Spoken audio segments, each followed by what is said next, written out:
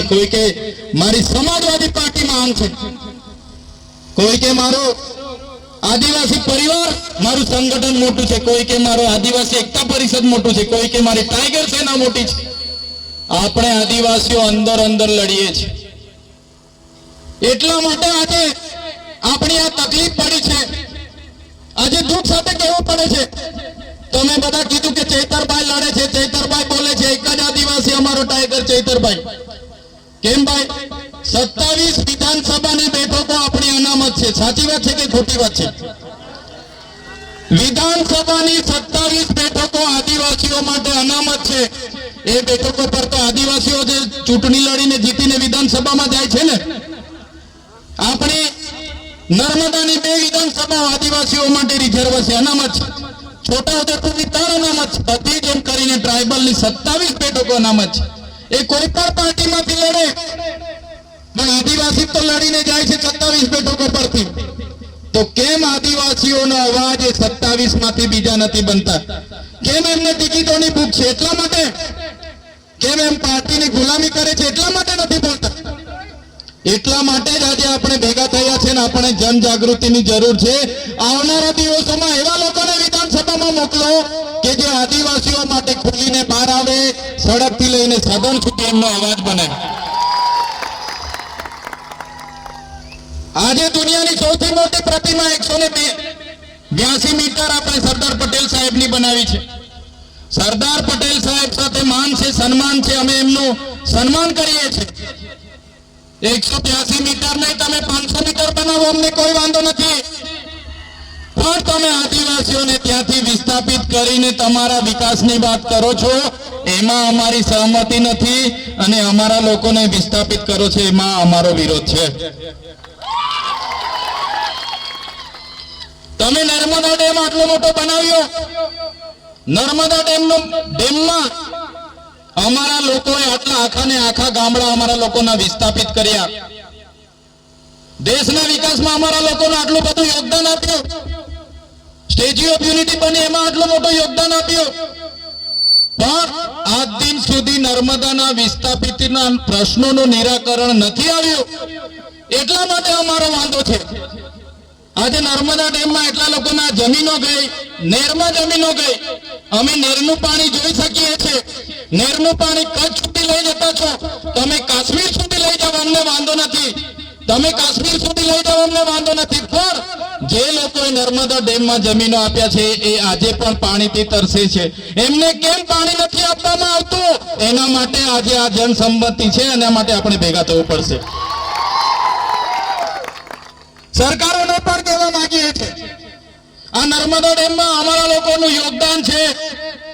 જો અમારા લોકોને નર્મદાનું પાણી આવનારા દિવસોમાં નહીં મળશે તો આ જાહેર મંચ પરથી કહેવા માંગીએ છીએ, જો અમારા લોકોને નર્મદા ડેમનું સિંચાઈનું પાણી નહીં આપવામાં આવશે, આવનારા દિવસોમાં નર્મદા કેનાલ પણ અમે બંધ કરાવી દઈશું. દુનિયાની સૌથી મોટી પ્રતિમા અહીંયા તમે મૂકી દીધી છે. અમે સન્માન કરીએ છીએ. પર્યટકો આવે, પ્રવાસીઓ આવે, 2 પૈસા વાપરે. પણ અમારા લોકોને કેમ રોજગારી આપવામાં નથી આવતી? અમારા રિક્ષાવાળાઓને કેમ રિક્ષા ફેરવવા દેવામાં નથી આવતી? અમારા મા બહેનીઓ નાની લારી ગલ્લા મૂકે છે, એમને કેમ તમે ઉઠાડી દઈ છો? દુનિયાની સૌથી ઊંચી પ્રતિમા અને નર્મદા ડેમના નામે આખા દેશમાં મત માંગવામાં આવે છે, સરકારો બનાવવામાં આવે છે.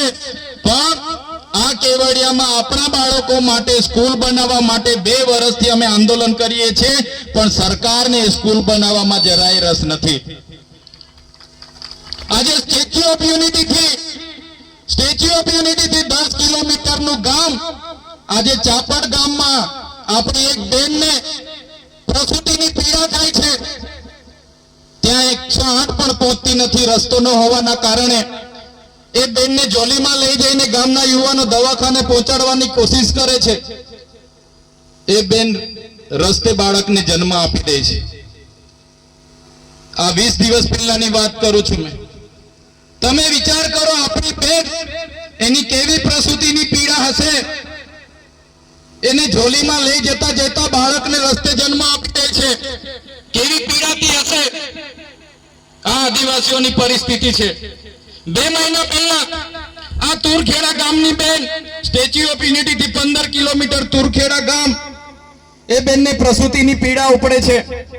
ગામના યુવાનો જોલીમાં લાખીને લઈ જાય છે, કેમ કે ત્યાં 108 નહોતી પહોંચતી, રસ્તો નહોતો. એ બેન રસ્તે જતા જતા પ્રસૂતિની પીડાથી બાળકને જન્મ આપીને મરી જાય છે. આ આદિવાસીની પીડા છે. આ આદિવાસી આજે પણ આ હાલત છે આદિવાસીની. ત્યારે અમને દુઃખ થાય છે. આજે અમે તમારી વચ્ચે આવ્યા છે, કોઈ પાર્ટીના ધારાસભ્ય તરીકે નથી આવ્યા. આજે તમારી વચ્ચે આવ્યા છે તો આદિવાસી સમાજના ધારાસભ્ય તરીકે આવ્યા છે. કોઈ પણ પાર્ટી મને ટિકિટ આપી દેશે, પણ જો આદિવાસીનો જાતિનો દાખલો મારા ફોર્મ પર હું નહીં મૂકું, ત્યારે મારું ફોર્મ પાસ થવાનું નથી. કોઈ પાર્ટીની ટિકિટ વગર ફોર્મ પાસ થઈ જશે, અપક્ષ ચૂંટણી લડીશ, પણ જો જાતિનો દાખલો નહીં હશે તો હું આદિવાસીનો જાતિનો દાખલો જો ફોર્મમાં નહીં જોડું તો મારું ફોર્મ પાસ થવાનું નથી. એટલે હું આદિવાસી તરીકે તમારે ત્યાં આજે આવ્યો છું. અમારા આદિવાસીનો ઇતિહાસ ગૌરવશાળી છે. સિંધુ ખીણની સંસ્કૃતિનો ઇતિહાસ તમે વાંચી લેજો. હડપ્પા સભ્યતા સંસ્કૃતિનો ઇતિહાસ વાંચી લેજો. હજારો વર્ષ પૂર્વી, ધર્મો પૂર્વી આદિવાસી સંસ્કૃતિનો ઇતિહાસ છે. તમે રામાયણ ઉઠાડીને વાંચજો. સબરી ભીલનો જે વાત આવે છે, નિર્સા દાદાની જે વાત આવે છે, રાજા આદિવાસી ભીલ હતા. તમે મહાભારત ઉઠાવીને વાંચી લેજો. મહાભારતમાં જે અંગૂઠો કાપીને આપનાર એકલવ્ય આદિવાસી હતા. તમે મહારાણા પ્રતાપનો ઇતિહાસ વાંચી લેજો. જ્યારે પોતાનો ભાઈ પણ એમની સાથે નહોતો, ત્યારે પૂંજા ભીલની આખી સેના મહારાણા સાથે હતી. એ આપણો ગૌરવશાળી ઇતિહાસ છે. સમાજમાંથી અમે આવીએ છીએ. તમે સમાજ શિવાજી મહારાજનો ઇતિહાસ વાંચી લેજો. શિવાજી મહારાજ સાથે દુધા ભીલની આખી સેના હતી. એ સમાજમાંથી અમે આવીએ છીએ. આઝાદીની લડતમાં ભગવાન બિરસા મુંડા હોય, ટાટિયા ભીલ હોય, ખાજ્યા નાયક હોય કે ગુરુ ગોવિંદ ગીરી હોય, આઝાદીની લડતમાં પણ આદિવાસીઓ અમારા પૂર્વજો એટલું બધું યોગદાન આપ્યું છે. દેશના વિકાસમાં નર્મદા ડેમ હોય, ઉકાઈ ડેમ હોય, કરજણ ડેમ હોય કે કડાણા ડેમ હોય, આ વિસ્તારમાં જીઆઈડીસી હોય, હાઈવે હોય કે પ્રવાસન ધામ હોય, જ્યાં પણ જરૂરત પડી છે આદિવાસીઓ પોતાના ગામડા ખાલી કરીને આ દેશના વિકાસમાં સહયોગ આપ્યો છે. પણ જ્યારે આદિવાસી વિસ્તારોમાં આઝાદીના 78 વર્ષ પછી પણ આજે શિક્ષકો માટે આંદોલન કરવું પડે, આજે શાળા માટે આંદોલન કરવું પડે, આજે રસ્તા માટે આંદોલન કરવું પડે, આજે રોજગારી માટે આંદોલન કરવું પડે, આજે પીવાના પાણી અને સિંચાઈના પાણી માટે આંદોલન કરવું પડે, તો આ સરકારોને અમે કહેવા માંગીએ છીએ, અમે વિધાનસભા સંસદ સભા જીતવા નહીં, અમને દેશનું 29મું રાજ્ય બનાવવા માટે આગળ આવી રહ્યા છે. એ રાજ્ય અમે બનાવીને રહીશું. દેશનું 29મું રાજ્ય અમને આપી દો, અલગ ભીલ પ્રદેશ.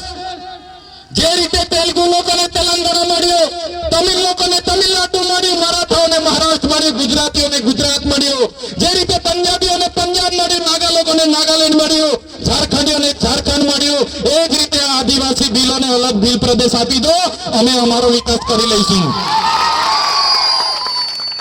જે રીતે 1997માં ભરૂચમાંથી નર્મદા છૂટું પડ્યું, આજે જિલ્લાનું હેડક્વાર્ટર રાજપીપળા આવ્યું તો આપણે બધા નર્મદા વાળાને ફાયદો થયો કે નહીં થયો? આજે વડોદરામાંથી છોટાઉદેપુર છૂટું પડ્યું, છોટાઉદેપુર વાળાને ફાયદો થયો કે નહીં થયો? એ જ રીતે દેશનું 29મું રાજ્ય ભીલ પ્રદેશ રાજ્ય અમને આપી દો, એની રાજધાની અમે કેવડિયા બનાવીશું ને આદિવાસીઓનો વિકાસ કરી લઈશું. આજે અમેરિકામાં આપણા કરતા ઓછી વસ્તી છે, છતાં એ 50 રાજ્ય છે. ત્યારે ભૂતકાળનો આપણો જે ભીલ પ્રદેશ હતો તેમાંથી આજે અંબાજીથી ઉમરગામના 14 જિલ્લા, આજે રાજસ્થાનના ઉદયપુર, બાંસવાડા, ડુંગરપુર, પ્રતાપગઢ, સિરોહીના 12 જિલ્લા, આજે મધ્યપ્રદેશના અલીરાજપુર, જાંબુઆ, પાલના 14 જિલ્લા, મહારાષ્ટ્રના નંદુરબાર, પાલઘર, સાકરી, નાસિકના આજે 12 જિલ્લા, 49 જિલ્લાનો અમારો ભીલ પ્રદેશ હતો. એ ભીલ પ્રદેશ આજે પણ અમે અમારો રોટી બેટીનો વ્યવહાર એકબીજા સાથે કરીએ છીએ. આજે પણ અમે બોર્ડરલેસ થઈને અમારી રીત રિવાજો, પરંપરાઓ, રૂઢિઓ, પહેરવીશ આજે આજે પણ અમારી બોલી ભાષા, અમારા લગ્ન ગીતો, અમારી પૂજા વિધિ આજે પણ અમારી સાથે છે. ત્યારે અમે સરકારોને કહેવા માંગીએ છીએ, અમને 29મું રાજ્ય ભીલ પ્રદેશ આપો, અમારા આદિવાસીઓનો વિકાસ હવે અમે અમારી રીતે કરી લઈશું. ક્યાં સુધી અમે લડીશું? અમારા બાપ દાદાઓ લડીને પતી ગયા. કેવડિયા માટે અમે આટલું બધું લડ્યા. ત્યારે હું ધારાસભ્ય નહોતો. 2019માં કેવડિયામાં મારામારી થઈ, લાઠીચાર્જ થયા, આપણી માતા બહેનો રડતી હતી. તે વખતે કોરોના ટાઈમે પણ આ ચૈતર વસાવાની આગેવાનીમાં કેવડિયાથી રાજપીપળાની પદયાત્રા કરી હતી અને ચૈતર વસાવાને 3 મહિના જેલ થઈ હતી, રાજકોટ જેલ. પછી પણ ચૈતર વસાવા એસયુ સત્તા મંડળ સામે પણ લડ્યા. 3 મહિના રાજકોટ જેલ 94 દિવસ રાખવામાં આવ્યા. ત્યારબાદ પણ એસયુ સત્તા મંડળ માટે અમે કેવડિયા લડ્યા. 70 લોકો પર આ પ્રશાસને કેસ કર્યો અને ત્યારે અમને કહેવામાં આવ્યું, હવે તમને વીતી ગઈ, હવે લડવાના કાન પકડી લેજો. કેવડિયામાં આ પોલીસ મિત્રો અને ભાજપના લોકોને જે પણ કહેવા વાળા હતા એમને પણ કહેવા માંગુ છું, તુમકો કહાં લગતા થા નહીં લौटेंगे, तुमको क्या लगता था नहीं लौटेंगे, गलत. जब तक तोड़ेंगे नहीं तब तक छोड़ेंगे नहीं. મને આનંદ થાય છે, અમારો યુવાન જાગી ગયો છે, અમારા વડીલો એક થઈ ગયા છે, અમારી માતા બહેનો હવે જાગી ગઈ છે. હવે અમે એકલ દોકલ નથી, અમે આજે એક થવા જઈ રહ્યા છે. આજે મને આનંદ થાય છે, આ વર્ષે આટલા લોકો પહેલી વાર મને મળે છે. ત્યારે સાથીઓ, આઝાદીના 78 વર્ષ થઈ ગયા. સરકાર અમૃત મહોત્સવ, અમૃતકાળના રથ કાઢીને ફરે છે, બ્રાન્ડિંગ કરે છે, મોટા મોટા બેનરો પ્રચાર કરે છે, પ્રસાર કરે છે, અમૃતકાળ મનાવે છે. ત્યારે સરકારને અમે કહેવા માંગીએ છીએ, આજે પણ અમારો સમાજ આજે તમારા પર ભીખ માંગે છે. આદિવાસી આ ધરતીનો, આ દેશનો માલિક છે, મૂળ માલિક આદિવાસી છે અને આજે મૂળ માલિકને તમે મજદૂર બનાવી દીધા છે. ત્યારે આદિવાસી, એસટી, એસસી, ઓબીસી માઇનોરિટીને પણ હું કહેવા માંગુ છું, આપણા સંવિધાનિક અધિકારો જાણો, બંધારણીય અધિકારો જાણો. આ દેશના આપણે મૂળ માલિક છે. એ હું નથી કહેતો, આપણું બંધારણ કહે છે. એ હું નથી કહેતો, બંધારણનું આર્ટિકલ 243 ક કહે છે કે આદિવાસી આ દેશનો મૂળ માલિક છે. સુપ્રીમ કોર્ટ કહે છે કે આદિવાસી આ દેશનો મૂળ માલિક છે. આજે આદિવાસીની હાલત તમે જોઈ લો. મને દુઃખ સાથે કહેવું પડે છે, આજે અમારો મૂળ માલિકને મજૂર બનાવી દીધો છે. આજે કેવડિયામાં અમારા 2 ભાઈઓને મારી નાખવામાં આવે છે. આ અમારો મૂળ માલિક. આજે મધ્યપ્રદેશમાં આદિવાસી કહેતા જ એના માથા પર મૂતરી દેવામાં આવે છે.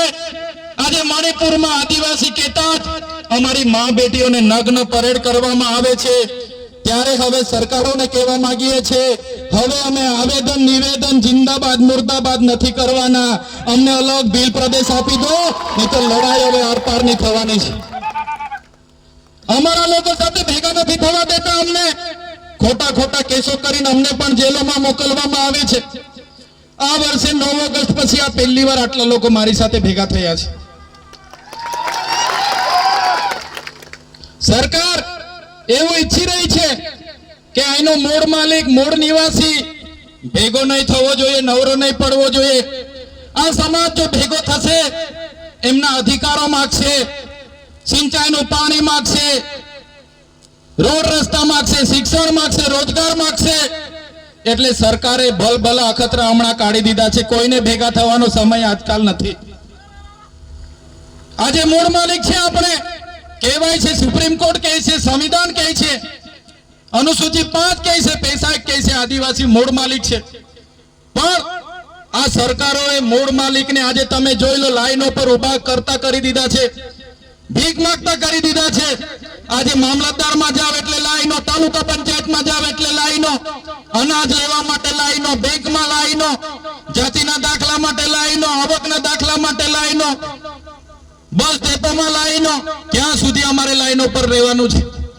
સરકાર જાણી જોઈને આદિવાસીઓને એક નહીં થાય એવા પ્રયાસો કરી રહી છે. મિત્રો જોઈ લો, તમે મૂળ માલિકો છો.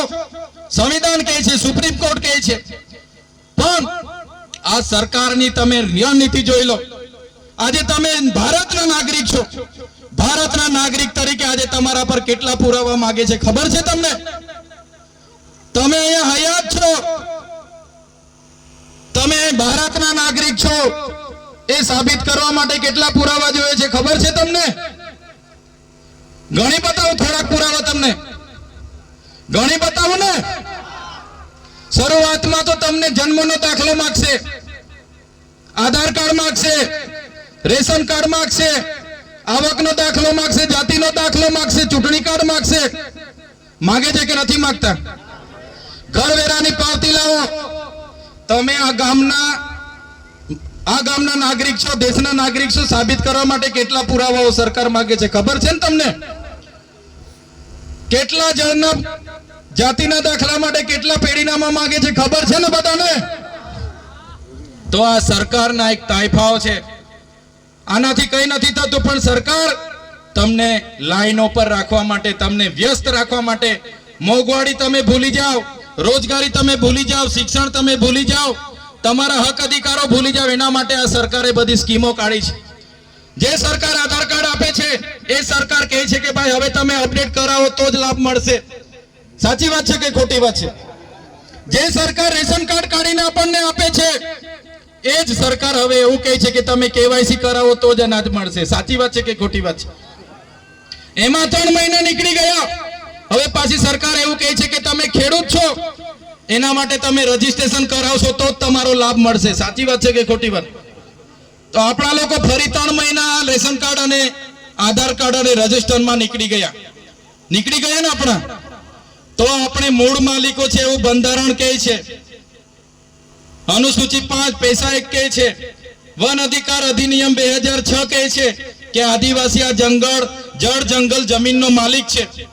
છતાં આપણે આ ઝેર ગામના, આ આંબા ગામના, આ લીમખેતર ગામના માલિક છે, આ દેશના નાગરિક છે સાબિત કરવા માટે શરૂઆતમાં તો આપણી પર જન્મનો દાખલો માંગે, પછી આધાર કાર્ડ માંગે, સ્કૂલની સર્ટી માંગે, રેશન કાર્ડ માંગે, ચૂંટણી કાર્ડ માંગે, આવકનો દાખલો માંગે, ઘરની વેરા પાવતી માંગે, આકારણી પત્રક માંગે છે ને, પછી બીપીએલ કાર્ડ માંગે, ચૂંટણી કાર્ડ માંગે, પાન કાર્ડ માંગે છે કે નથી માંગતા? હમણાં સિમ કાર્ડ લાવવાનો, ફલાણું કાર્ડ લાવવાનો, ઢીકણું કાર્ડ લાવવાનો, એમાં જ આખું વર્ષ આપણું નીકળી જાય છે કે નથી નીકળી જતું? ત્યારે આ હાલત આ સરકારોએ આદિવાસીઓની કરી છે. એટલા માટે આપણે જાગવાનું છે.